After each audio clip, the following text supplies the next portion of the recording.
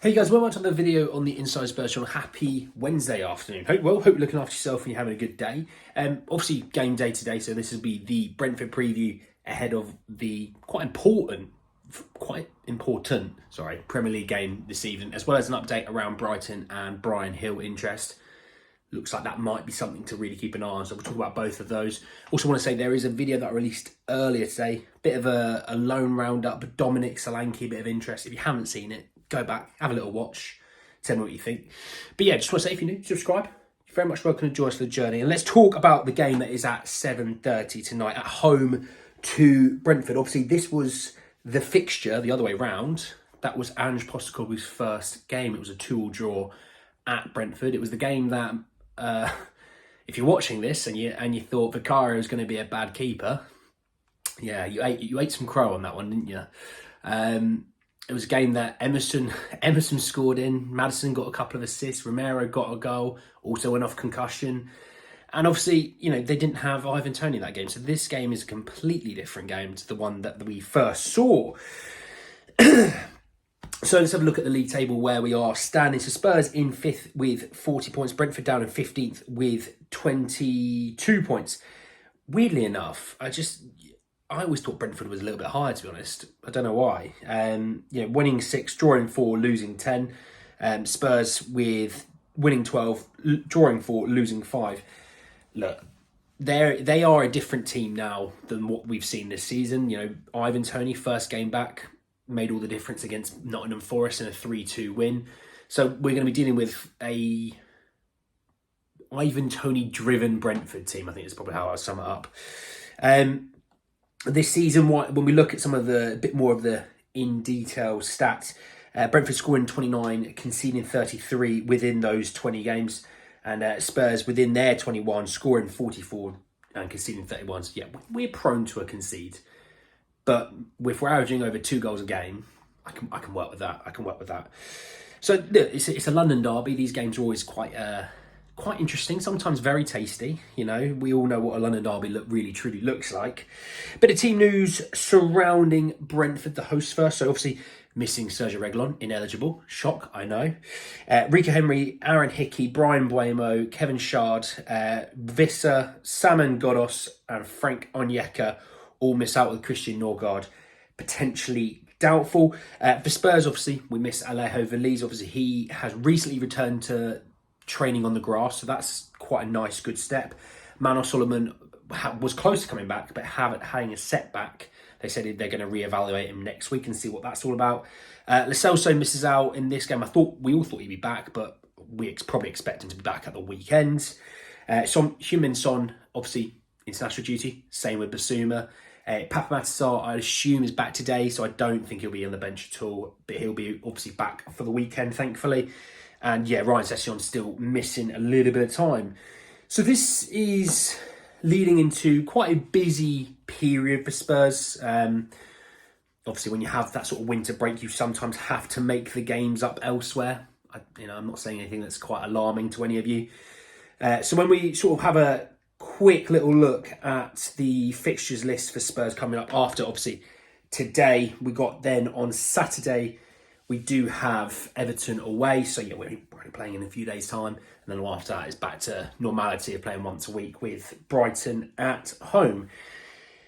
When we look at what I'm predicting for what you'll see the starting 11 to look like, obviously, I'm going to surprise you. Vicario's in goal. I know. I assume the fullbacks will be Pedro and Destiny. I think centre-half wise, you'll probably look at... I kind of hope to see a little bit of Dragusin today, to be honest. I think maybe Van der Ven and Dragusin, maybe. Or even a Romero sort of beds in Dragusin to starting life. Because at the end of the day, we're playing in 3 days' time. We have Van der Ven and Romero who have missed quite a lot of football in the last couple of months. I'd rather give one of them, a week off kind of thing. Be on the bench if necessary, but let's see what we've got in Dragusin. This is why he's been brought in. And yes, he's against Ivan Toney, and yes, that's never an easy thing, but also he's damn good in the air. So if something was to come around and, you do have to defend the high balls against Ivan Toney, you got a guy back there who's bloody good. I know Romero's solid, but Dragusin is an absolute monster. Into the midfield, I would say you'll see Bentancur playing probably the 6. You'll have, I think Skippy will play the 8, and obviously Maddison, I think, will come back into the 10 role. Ange said he could have given him more minutes against Man City. I think you'll probably see him for about 60 minutes this game. On the right, I think you'll see Kulusevski get back onto the right, which I think is better. I think he's better out there with Maddison in the 10. He does spread the game very well in terms of, keeping his width on the right wing. Maddison always looks for that out pass to him. On the left, I think Timo Werner, and up front, I think it'll be Richarlison. So I think Brennan Johnson will be the only real change, I would say. Maybe a Van der Ven or Romero dropping to the bench. And I do hope to see Dragusin, because I think at the end of the day, we brought him here for a reason. We brought him here... we brought him here because we thought we needed more than 2 centre-halves. Well, let's play them. Let's not be what we've been like in the past, where we go, oh, don't worry about it. Oh, yeah, don't worry about it. We'll just keep using the same 11 players over and over. And I'd rather him play today. Yes, he's against Ivan Toney. It's never easy. Than play at Goodison Park, raucous atmosphere, team that's really up for it. A game that we do well in, but it's never easy. I'd rather Romero and Van der Ven be the guys for that game. So hopefully Dragusin to start. So my key battle will be Ivan Toney against the centre halves. I think that's fair to say. I normally would try and pick a midfielder or a fullback or an attacker for us, but I think it's quite obvious where the main threat lies when it comes to Brentford. My score prediction, I'm going to go 2-0 today. I think we hold on for a clean sheet. I think we've got to score. If I had to take a punt on who the goal scorers would be, I think Timo actually gets on the score sheet, and I'm all for that. I'm all for a bit of Timo, and I would say, give me Maddison. All right, Timo and Maddison. Why not? Let's talk a little bit about Bryan Gil, and it came from Paul O'Keefe last night, who said that Brighton and Tottenham in talks discuss a potential loan move for Bryan Gil. Now, I saw I think it was a tweet from a Brighton reporter saying that it kind of stalled due to Spurs' unfavourable demands.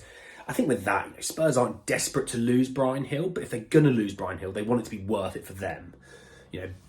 Is that a buy option? Is that not having a buy option? Is that Spurs wanting them to take on his wages? Is it not? I don't really know. I know Brighton are moving Dahoud off to Stuttgart, I believe it is, on loan with an option to buy. That's come out today from Fabrizio Romano. So the money's there for, and I would say, if they do take him on, they at least should be taking his wages. That's why I look at it, because I think Bryan Gil's going to have a part to play in the rest of the season. Because when are we ever fit? When are we fully fit? So I think he's going to have a part to play in this. And one thing I maybe look out for, if he does move, do Spurs then go and say we need to replace him? We need to bring someone in now. And the only one I see being a feasible option there would be Jota, because I believe his move to West Ham has stalled. I know they're letting Ben Rama go to Lyon, so I don't. Maybe it picks back up. I don't know.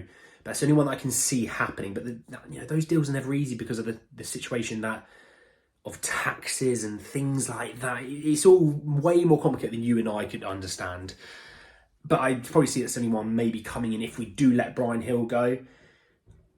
If we do let him go, I would like that replacement. I know Timo's come in, but you looked at the bench recently against Man City. The only real 2 attacking names that anyone truly knows what we have is Bryan Gil and Maddison, because the rest of it was all youngsters. So Solomon's not back yet. Session's not back yet. Son's still away for a few more weeks. Alejo Veliz is still injured. You see what I mean? There's options, but not really. And all I'm going to say is, good Lord, what I would do for a fit Perisic. That's all I would say. But anyway, guys, at the end of the video, hope you did enjoy it. Drop a like on the video if you did. Hit me in the comment section. Your thoughts, feelings about the game today, score predictions, goal scorers, all that jazz. Obviously, Bryan Gil moving to supposedly having talks about him between Spurs and Brighton. Would that be something you want? Subscribe to the channel if you're new. Hit the bell notification for more. But anyway, guys, at the end of the video, I'll see you all very, very soon. Take care, guys.